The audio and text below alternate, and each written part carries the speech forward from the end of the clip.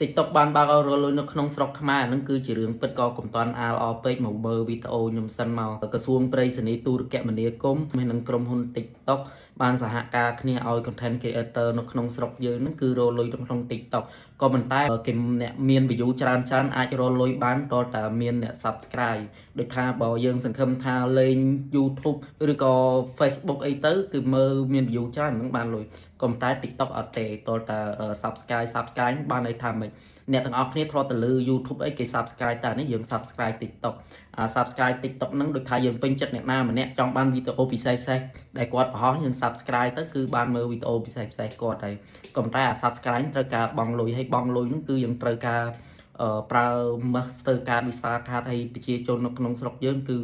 មិននិយមទៅលើអាការប្រើកាតអស់ហ្នឹងអញ្ចឹងណាអញ្ចឹងវាពិបាកបន្តិចក្នុងការរលលុយតាម subscribe ក្នុង TikTok ហើយមួយទៀតគឺទទួលលុយតាម gift ឬក៏ Sunstar មុខងារហ្នឹងគឺគេបើកយូរហើយក៏ប៉ុន្តែក៏មិនសូវជាពេញនិយមដែរព្រោះអីប្រជាជនកម្ពុជាយើងគឺមិនពេញនិយមប្រើអារឿងអស់ហ្នឹងអញ្ចឹងណា